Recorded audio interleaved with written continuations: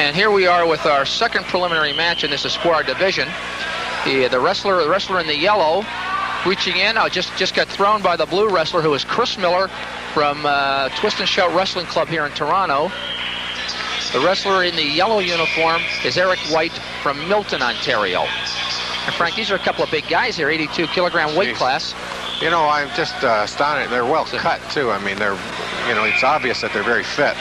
And here's Chris Miller in the blue, in control position on top, trying to turn Eric White for additional points, but Eric looks very strong and flexible through the hips and legs, Frank. He might be difficult to take over with a leg ride. I think so, but what I've seen right now, Chris Miller has good sense of balance, and his technique is good. He's not as thick through the chest as White, and he'll have to rely on his technique if he hopes to stay in with this match. And now we're both wrestlers are back on their feet, vying for a control position from which...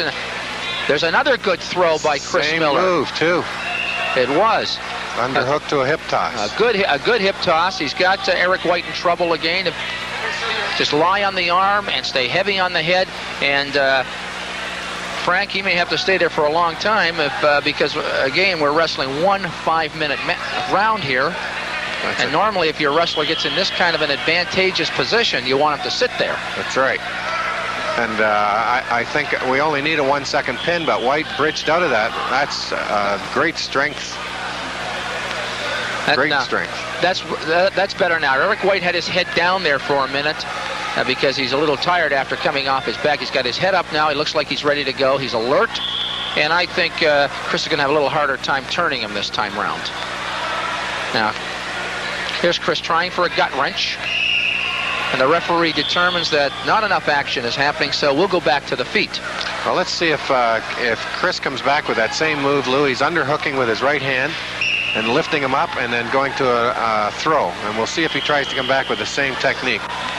Now, Eric White should be aware of that now, and maybe he should be moving a little more, trying to pit. There's the underhook. There it is. You're right. And he's got the far wrist. He's looking for the same move again. Eric stood him up that time. And pushed him away. Now that's better. Yeah. He's in a good position to pick up the leg. And Miller likes that underhook. That's where he wants to wrestle from. And hits him with a double. There's something different. Instead of that stand-up lift with the underhook, that was a good shot. And I think Eric White lost the concentration there just for a second. It almost looked to me as if he thought he heard the referee's whistle. That's exactly what I thought, Luke. And you've got to be trained in this sport that if you're not 100% sure about a whistle, then you keep wrestling. That's a very tough-looking ankle ride, Frank. That is a tough ride. And Miller is really adept at he has great technical skills here. The way he's got Eric just tied up. Now, Chris Miller, of course, will get some fine coaching. His coach just came, or the head coach of the Twist and Shout Wrestling Club just walked into view over there, John Park. Here's another good leg ride. Yeah. You're right. Chris Miller looks to be a very skilled wrestler. I haven't watched his performance during the day at all. This is the first time I've seen him. So I don't know exactly what his status is in terms of the standings here. I'm glad to see the officials aren't leaving him on the mat too long, Lou. I think this is wise to get them standing back up if nothing's happening on the bottom. Well, Frank, that's why internationally we decided to go to 1 5-minute round, because we want more action. Yeah.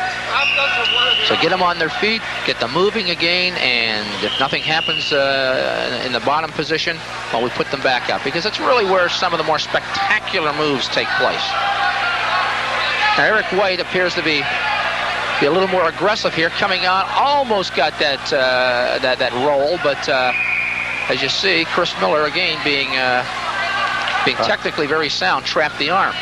I think it's probably pretty obvious too that I bet you that Chris does an awful lot of training at that Twist and Shout Wrestling Club, and probably trains all year round now.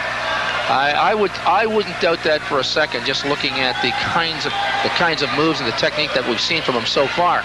That's not something you put together when you're a 1 or a 2-year wrestler. No. Okay, now Chris Miller has got Eric White in what appears to be some serious trouble here. Eric's going to have to fight hard to come off his back. He's already come off once before. You know what that takes out of you. Well, he's going to be very tired here, and the referee is asking for the fall, Frank, and it is confirmed by the match chairman. Good effort by White to come off of his back, but Miller just too skilled. No, Eric White's a fighter, and I think we're going to see a lot more from him in the future. Now, the referee is now holding up Chris Miller's hand, and that fall, you notice, it's not the referee's discretion alone, but it must be confirmed by the mat chairman and or the judge. So we have 3 referees then, in effect. Yeah, these wrestlers at this championship are very fortunate in that they do have 3 officials per match.